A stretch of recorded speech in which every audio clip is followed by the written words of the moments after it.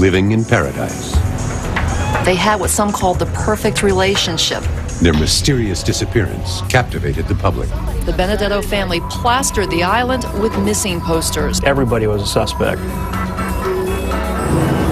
Drug dealers, mobsters, revengeful people from New York, loan sharks. It was all there. It was like a big 1,000-piece puzzle. Investigators searched the high seas for a killer on the loose.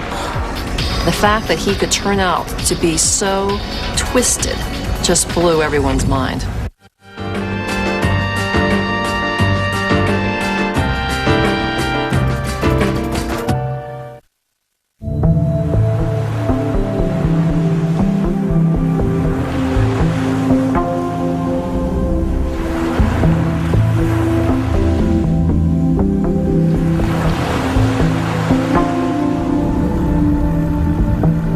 Singer Island is an idyllic place.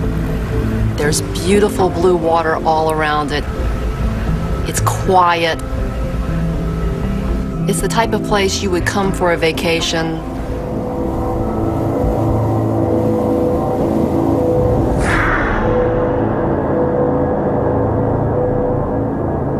Jeanette Pirro and her husband, Christopher Benedetto, moved from New York to Singer Island, Florida, to take in the sun and enjoy the good life. Hey guys, started without me. Hi. On Dolphin Drive, there was a great sense of community. They were in and out of each other's lives all day long. By all accounts, Chris and Jeanette were a loving couple and the life of any party. All right, I think the grills are ready for the fish. It is? Terrific. Help you. Chris was involved in a horrible accident when he was a construction worker, and he injured his back very badly, and it was such a bad injury that he was in constant pain. He had a wonderful settlement from his injury, so they bought this house on Dolphin Drive.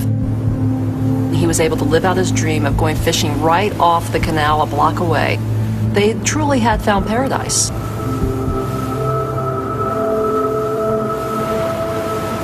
On Veterans Day, 1998, Chris Benedetto spent the day on his beloved fishing boat in the warm coastal waters.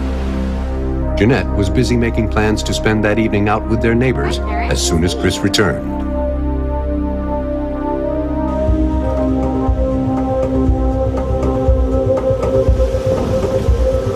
When the couple failed to show up as arranged, their friends became concerned.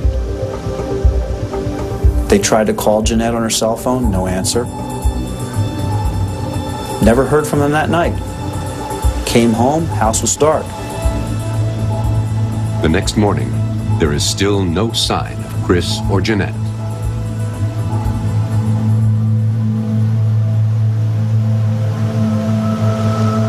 Papers started piling up in front of the house for a couple days. Hello? Hello? The neighbors go into the house. They start looking around. They're looking for her suitcases, for her favorite shoes. All that stuff was there. They went in the refrigerator, opened up, and there's all Chris's medication. So they called up north. The first person they called was Jeanette's sister, Regina Copeland. Regina's husband, Michael, takes the call. He offers to contact Chris's side of the family and to go to Florida himself in order to search for the missing couple. He reassures the neighbor that she does not need to notify the police. There's just nothing for you to be concerned about. Whatever needs to get done, I'm going to take care of it. Michael Copeland was married to Jeanette's sister, Regina, and they became very close when Jeanette and Chris got married. And Copeland, when they moved to Singer Island, he loved that because he loved to go sports fishing. So he would often, like 3 or 4 times a year, come down and stay at their house, stay overnight. He even had his own key to their house. That's how close they were. Chris and Jeanette just thought the world of him. Big Mike. They even went into business and they loaned him almost $200,000. He would attach to people that had money. And he liked to throw money around. He was always the guy at the bar that would buy everybody drinks and everybody would like Big Mike. His relationship with Chris was great. That's the way to do it, huh, baby? Copeland flies to Florida immediately.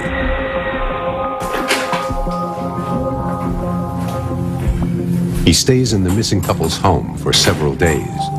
He He questions the neighbors and reports to the Benedetto family that he has found nothing out of place on Singer Island.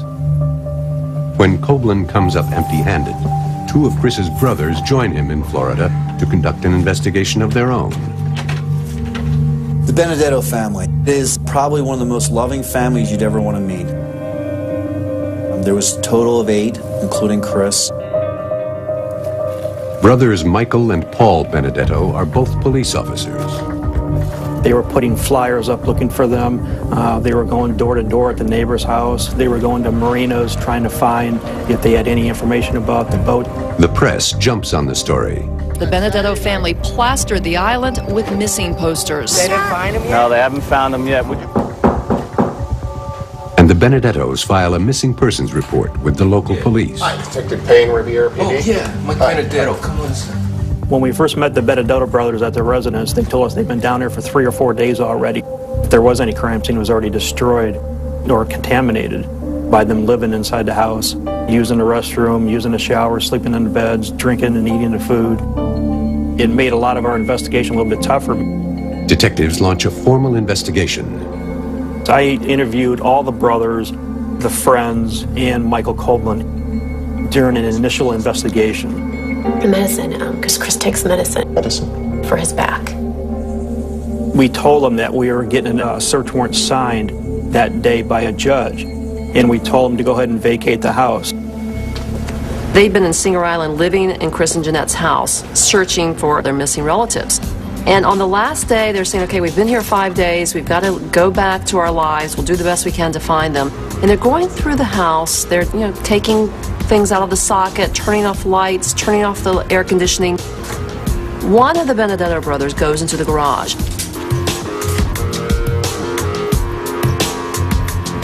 And up against the wall, behind the car, barely noticeable under a workbench, is a bait freezer. And he decides to open the bait freezer before he pulls the plug. And as he flips that lid, imagine his horror. Stuffed inside, frozen solid,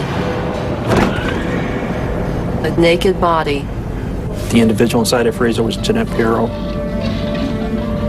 She was killed by strangulation.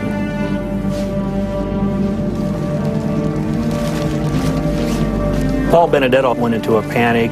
He was very upset.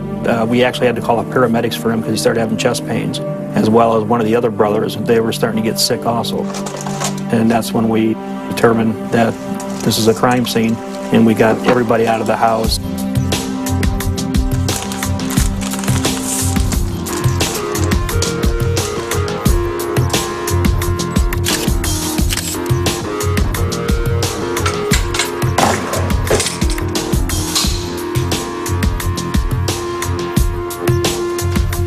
We had a homicide, and we knew that the husband is still missing.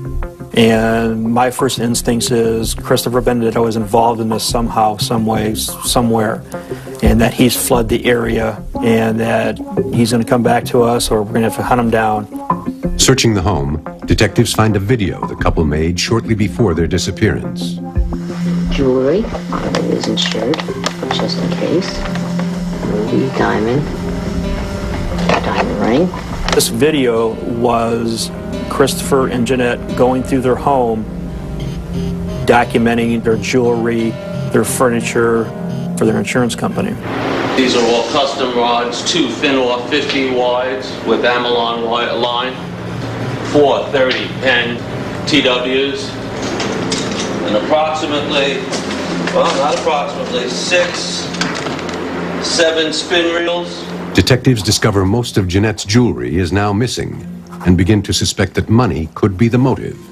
They dig deeper into the couple's finances. Chris Benedetto and Jeanette had several accounts, wanted to see if anybody may withdraw any funds from any one of those accounts to give us a possible lead on a suspect. Days pass before detectives get their next big break.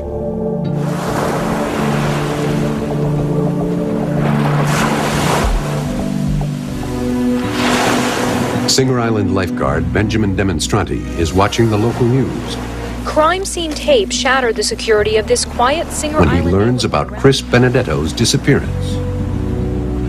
Chris docked his boat behind Demonstrante's home, and the lifeguard remembers seeing him on Veterans Day.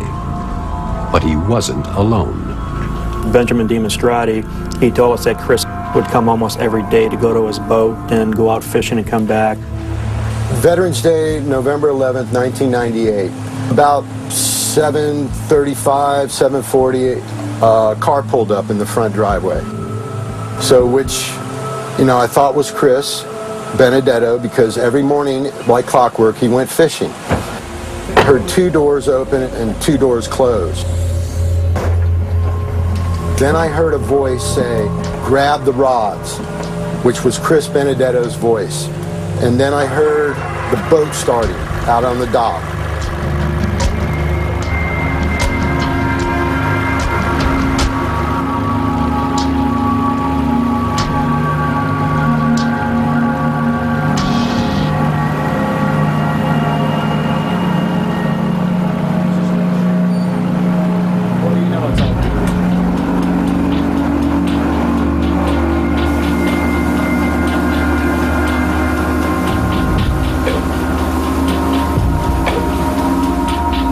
Hour and a half, 2 hours later approximately, I saw the boat returning back to the dock, but it wasn't Chris on the boat. Then this person walked right between my workshop and the west side of the property, walked right by it and left. Those was a white male, heavy set, about 250 pounds, sandy, blonde hair, and he was about 6'2", 6'3".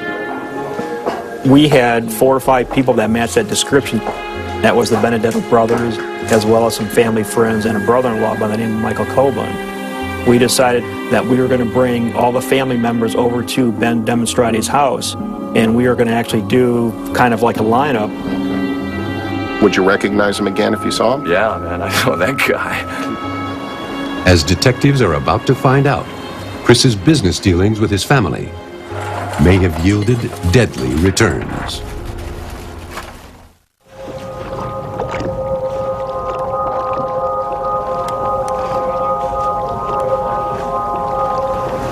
Detectives have arranged a covert lineup at the home of Benjamin Demonstrati. They lead the Benedetto brothers and Michael Coblin through Demonstrati's yard. Demonstrati looks for the man he saw with Chris the day he disappeared.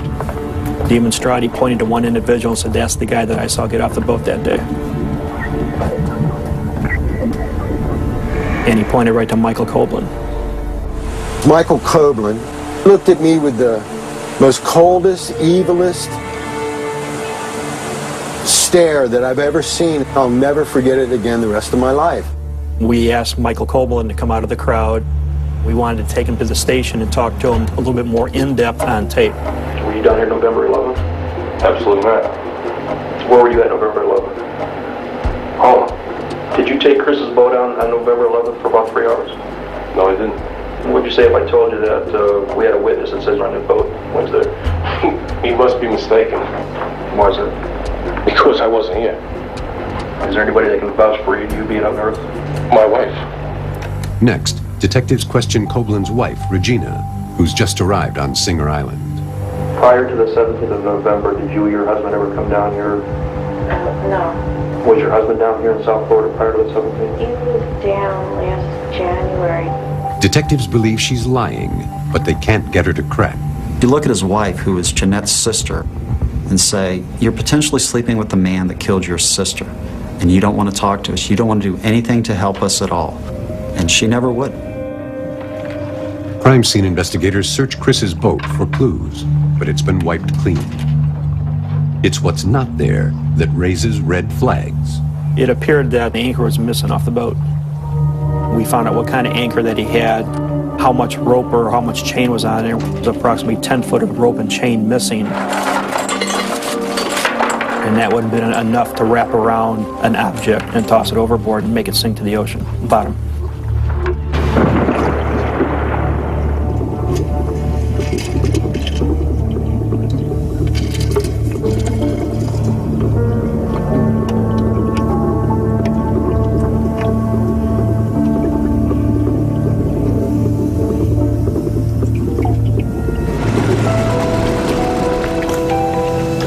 We had an expert look at the GPS on Chris's boat, and he said some of the GPS information was erased, but there's still some information on. So I called up a local Coast Guard station, and we followed the track for about 2 hours.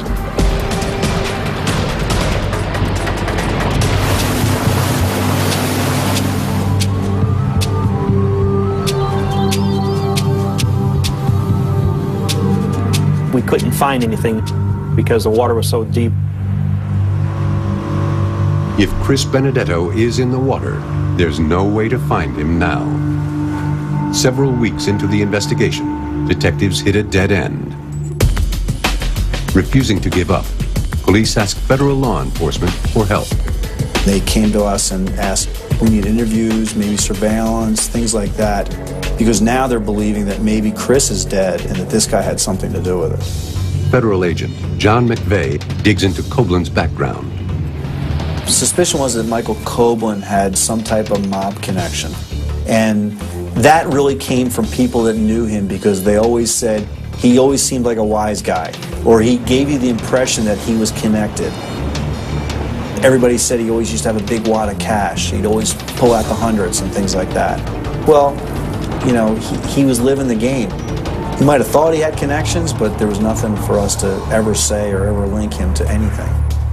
McVeigh requests phone records, flight manifests, and credit card receipts. Anything that can help him track Koblen's activities in the days leading up to the couple's disappearance. What we found was several phone calls in the month of October prior to the murder from Michael Koblen's house to a hotel called the Rutledge Inn in Singer Island, Florida.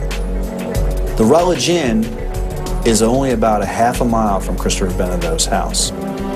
Now the police, after they found out that Michael Koblen was seen on the boat, they'd gone to the hotels. No Michael Koblin in any of the hotels rented a room.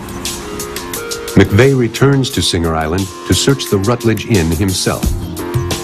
There wasn't a computer system. It was cards. Hundreds and hundreds of registration cards. So they put me in a room, and in the room was about 5 to 10 boxes with dust all over them, with little registration cards. And they were in no order, no year. It was a nightmare. I sat there for almost 3 hours going through the records looking for something. After a long battle with these cards, I come to find a registration card in the name of Michael Kerry, K-E-R-R-Y. But the thing about it was Michael Koblen's address on the card. McVeigh suspects Koblen and Kerry are one and the same, but proving it could be a challenge. We did Social Security checks. We found a whole bunch of Michael Kerrys. Went back, tried to interview them all. Did they know Michael Koblin? No, none of them knew him. We did a credit check on Michael Koblin. We found the name Mike Kerry. This was on an American Express account that Michael Koblin had set up for his business. The only charge on Mike Kerry's card was a purchase of airline tickets from Newark, New Jersey to West Palm Beach, traveling on November 10th, 1998, and returning on November 12th, 1998. And then the card was closed in December 1998.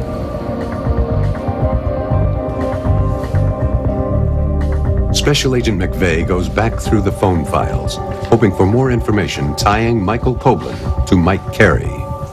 And I remember sitting at my desk just going through these numbers, writing new numbers down. And I got to the calling card numbers. And I looked down at this one number, and it was from a Florida number to what we knew at that time was Regina Koblin, who was Michael Koblin's wife's cell phone. And that call was made on November 11th, 1998 at 2:14 p.m. from the Florida phone to the cell phone. And I remember thinking, I'm not seeing this. Why would Michael Kerry be calling Michael Koblin's wife from Florida? Investigators are one step closer to placing Koblin on Singer Island that Veterans Day. But without hard evidence, they're still a long way from proving murder.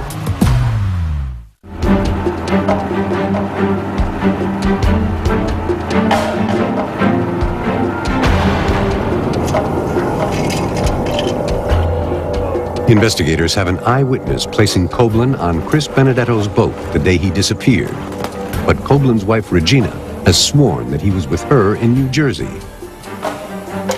Agent McVeigh goes back to the phone records to try to crack Coblin's alibi. Hey, Versalino. Coblin. Wednesday night, November 10th, Michael Coblin was supposed to go to dinner with some other people. And he called these people and said, hey, look, I can't make it. I'm in New England fishing. They're like, okay, no problem, Mike. That's okay. McVeigh tracks down Coblin's friend to question him about that call. Well, the person he's spoken to on the phone remembered, oh, I forgot to tell him something. So he used the feature on the phone, *69, to get the number back and call back. Well, when the number rings back, the person on the other end answers the phone, Rutledge Inn, can I help you? And he says, Rutledge Inn? He says, where is this? And she said, Singer Island, Florida. When you start having too many alibis, you forget what your lies are. Investigators have many more questions about Coblin's alibi and the mysterious Michael Carey, but their suspect has lawyered up and won't cooperate. More than 3 years have gone by, and the case seems hopeless. But then, the Benedetto family comes up with another strategy for going after Coblin. The Benedettos filed a civil lawsuit against Michael Coblin. Chris and Jeanette had loaned $165,000 to one of Coblin's 2 trucking businesses. Coblin failed to make return payments, and now Chris's family wants what's owed. So they tried to get it back, but he claimed bankruptcy. So they took him to court, and part of the civil case was that they videotaped Michael Coblin during a civil deposition. And of course, you're under oath during a deposition, and you can ask any questions. And the civil lawyer was brilliant. Agent McVeigh now has the perfect opportunity to put the screws to his prime suspect. He strategizes with the Benedetto's attorney, Neil Carticello. Neil Carticello and I met. He asked me some questions regarding the case. What did I know? What did we have? I told him about the Michael Carey information, about the credit card. I gave him the information about Michael Coblin being seen getting off the boat. A lot of this really helped Neil going into it because he had a basis for the questions. Michael Coblin thought he was there to answer questions about the bankruptcy, but instead he found himself being grilled about this murder and disappearance. Did somebody named Mike Carey have a corporate charge account? It was a guy I know. How did you know Mr. Carey? Sales. Where'd he work? Out of his house, I guess. Where was that? Don't know. When's the last time you saw him? Haven't seen him in a while. How long? Don't know. A month ago? No. A year ago? A long time ago, and I don't know exactly how long ago. Did you take a fishing trip with Chris Benedetto on Wednesday, November 11th, 1998? No, I didn't. Did you see Chris Benedetto on Wednesday, November 11th, 1998? No, what does that have to do with my bankruptcy? Did you find cash? I told you no. So you didn't... Anywhere that I looked, just so you can get over this real early here. Anywhere that I looked in those 2 days, I did not find any cash anywhere. The one thing we gleaned from the deposition was that Michael Coblin, you could see, get very angry very quickly and very agitated very quickly. Investigators try to use that to their advantage, pressing Coblin even harder. We suspected that the motive was a money issue, but I don't think we'll ever know. Chris had a fight with Michael about a month prior to the murder. Did he ask any questions before he gave you money? No. He just handed you the money on a handshake? Yes. Did you discuss how long it would be before you pay him back? Once it started to get up and there was dollars available, I was going to give him money monthly. Chris lent him approximately $160,000 and was not paid back, yet Coblin was paying himself a lot of money. He was paying his wife a lot of money. Investigators are now convinced Coblin had the motive, the means, and the temperament for murder. But they still don't have any hard proof placing him on Singer Island on Veterans Day. When we received the registration card from Rutledge Inn, and we wanted to subpoena him to come into the FBI office in Newark, New Jersey to give a handwriting exemplar.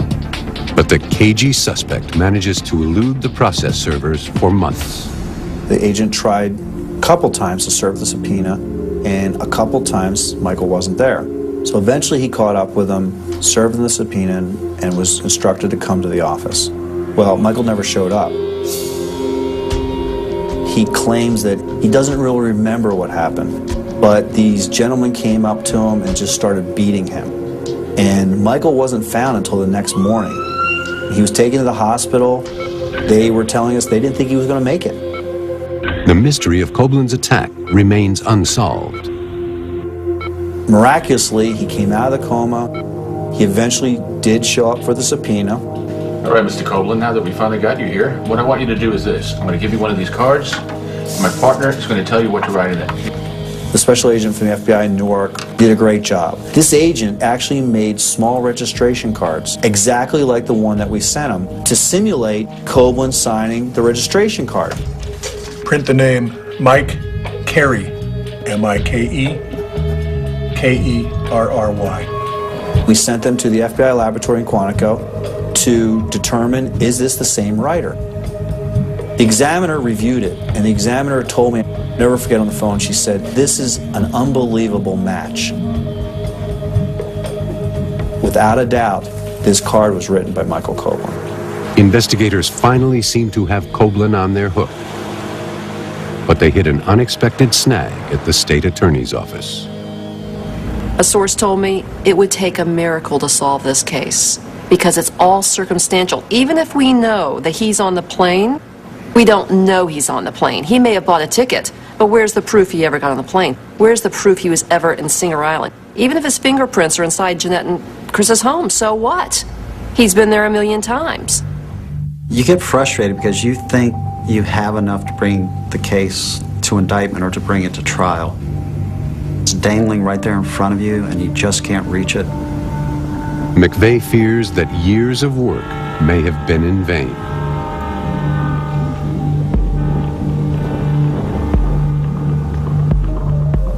What I did is I went through and I wrote about a 20-page summary on everything in the case, all the interviews, all the background, all the financial things that we had done, and I'd given it to the prosecutor. After nearly 5 years, the prosecutor is about to officially close the case, when he has a chance encounter on an airplane with Assistant U.S. Attorney John Kastrenakis. I was traveling to Atlanta on a plane to do an oral argument on another case, completely unrelated, and a colleague of mine was actually going to close out the file on the case, and having nothing to read on the plane, no books, I asked him for the closeout memo to read just because it was a story that I thought would be interesting. And he handed John my summary. And John read through it. And he looked at the prosecutor and said, why isn't this guy in jail? And at that point, John got on board and called me when he came back and said, let's go, let's do this. Kastrenakis agrees to take the case on, but he knows he needs a star witness. Coming up, Kastrenakis and McVeigh plan a daring sting operation that they hope will finally turn the tables on Michael Koblen.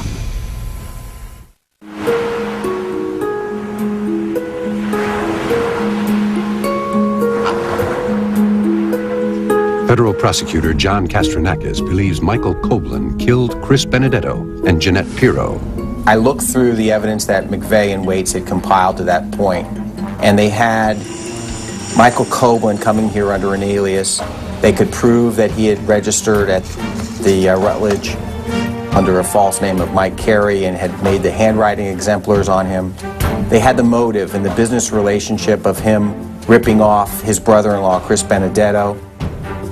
And at that point in time, I realized that with a few additional pieces of information, we, the federal government, could put the case together and present it.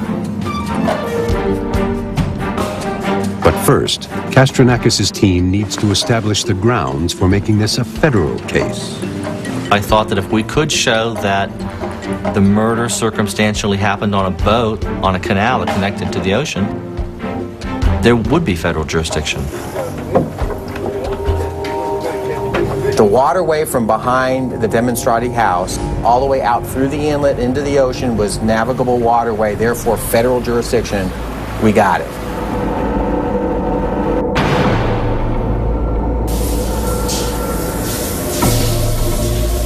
The second issue was, how do we make her murder inside of the house a federal crime?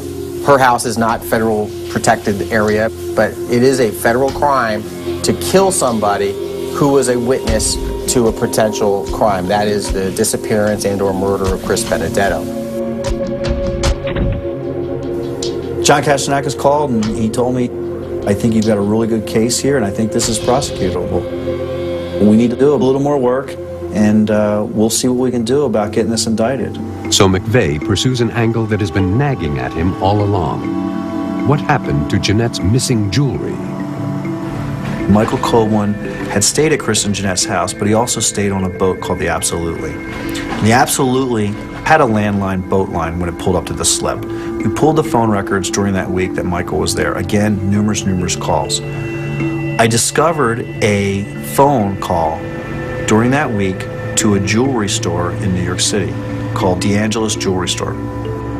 We did a search warrant on Christopher and Jeanette's safe deposit box. Well, in the safe deposit box was the certifications for the diamonds that Jeanette had. And one of the certifications and the bill of sale was from DeAngelis Jewelry Store, which was the same jewelry store that Michael Coblin called. That phone call always stuck in the back of my head. Why did he make that phone call that week? And it didn't make sense to me. It was almost a gut feeling. And I said to myself, I said, you know what? Let's go interview this guy and find out what's going on. Can I help you guys? So I sent 2 agents from the New York office. The jeweler stated that, yes, I had sold Christopher a diamond, and they had asked about, had you ever seen it again? Did Michael Coblin bring it to you? The jeweler never denied or never admitted about getting the jewelry back. The agents leave, for now. But McVeigh isn't done. He has them pay the jeweler a second visit, pretending that they now have Jeanette's ring in their possession. I said, look, go back to him, tell him that we know that he took the diamond and that we have it. Now, that's a risky thing, because if he didn't take it, he knows we're lying to him. But if he did take it, he doesn't know what we know. So it was a gamble. The agents went back to him and they confronted him again, and the first thing he pretty much said is, I need to talk to an attorney about this. Well, that was a big break. McVeigh rushes to New York to get the rest of the story. The jeweler told us that, yes, Michael Coblin called him. He said, I was down in Florida and my relatives are missing, and of course, you know, they found my sister-in-law dead. And I did a really bad thing, and when I went down there, I incurred a whole bunch of expenses looking for him, and I took her ring. Can you fence this for me? So Michael sold him the ring. The jeweler then in turn sold it to somebody else, and off the ring went. Investigators are one step closer to proving that Coblin stole his victim's jewelry, but it's not incontrovertible evidence. The problem there is it's the jeweler's word against Michael Coblin's word. What investigators need is Coblin's own admission, and they're not going to get it by asking. When the jeweler informs the FBI that Coblin has just made an appointment to visit the shop, Castanakis and McVeigh devise a daring undercover operation. Now you'll know it's on when the red light goes on. Federal agents wire the jeweler. He said to him, look, we need to give you a recording device and you need to talk to Michael about this ring. They also give the jeweler a fake subpoena, ordering him to testify at a grand jury hearing in Florida. That was our ruse to get Michael to talk about this ring.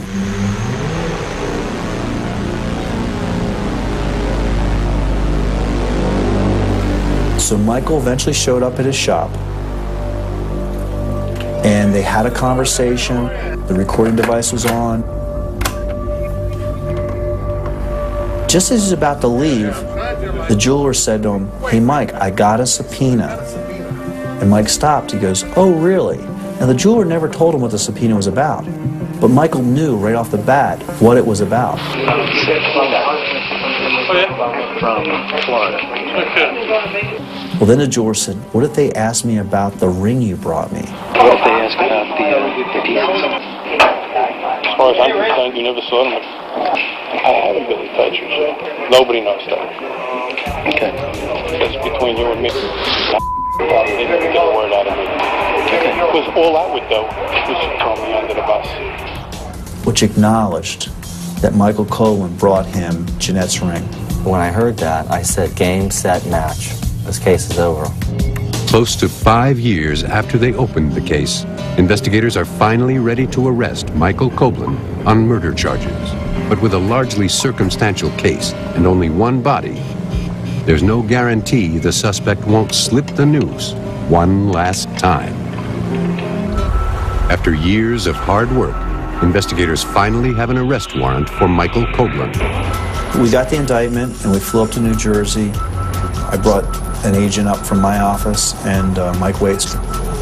And we had special agents from the FBI in the local office there outside of Brick, New Jersey, set this up.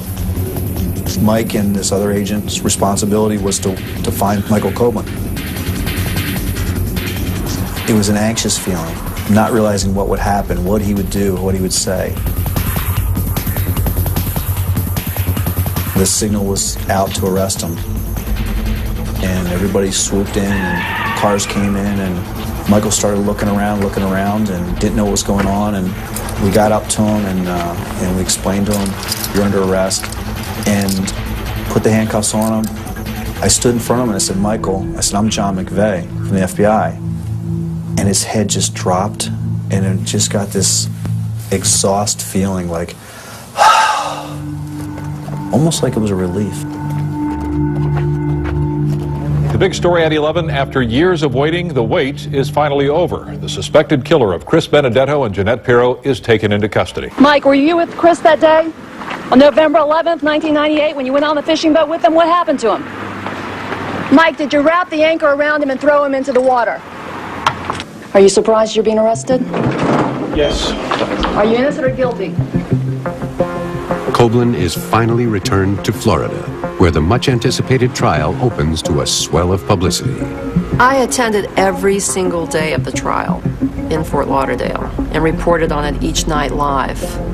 It was incredibly demanding and taxing, but it was one of the most fascinating trials I've ever sat through.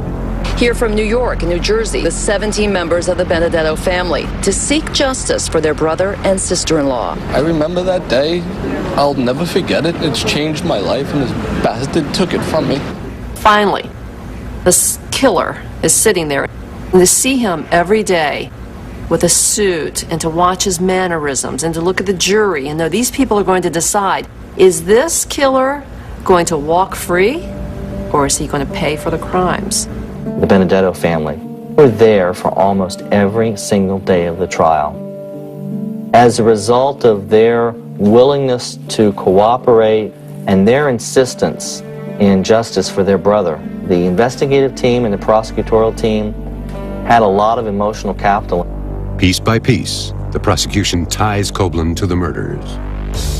It became just a very compelling set of circumstances that the defense never did refute, and frankly could not, because there were just an overwhelming mountain of circumstances that all pointed in the same direction, and that was Michael Coghlan. It takes the prosecution weeks to build their case. The defense spends just over a day trying to knock it down. Then it's up to the jury. The jury came back, and as they were walking in, I had my hand up on the railing, and Jan reached over and grabbed it, and I started crying. It was just an unbelievable feeling that you've worked so many years for this. I remember hearing the first guilty, and I don't remember hearing anything else after that. And it was just such a relief to feel that Chris and Jeanette got some vindication. And I remember looking over at Michael Coghlan, and there was no reaction, none. He was stone cold, not even looking up. And at that point I said, I knew we got the right person, because he had no emotion. The Benedetto family and friends exhale with relief and hug with emotion. 6.5 years after the murders of Chris Benedetto and Jeanette Pirro, brother-in-law Michael Koblin found guilty on all counts. Federal Judge Daniel T.K. Hurley called the evidence against Michael Koblin in these senseless and horrific murders absolutely overwhelming. Following the wishes of the victim's large family, the judge hands down 3 life sentences, 2 of them to be served consecutively. Less than 2 years after sentencing, Koblin dies of heart failure in prison. It was almost like it was a closure, like, okay, this is over. Chris's body has never been found, and even after so many years, the pain endures. John McVeigh and the Benedetto family remain close. I'd gone to a memorial service a number of years later for Chris. Over 200 people showed up. So I went up and I said something, and I said, "Oh, everybody in this room knew Chris and Jeanette except me. But I feel like I know him just as much as you all know him." And to walk away from that podium and get a standing ovation from those people thanking me for what I did. And I don't take full credit for it because there was a lot of the people. That applause was for us, the team that did everything. And to see how much it was appreciated is the satisfaction that you could ever have in a case like this.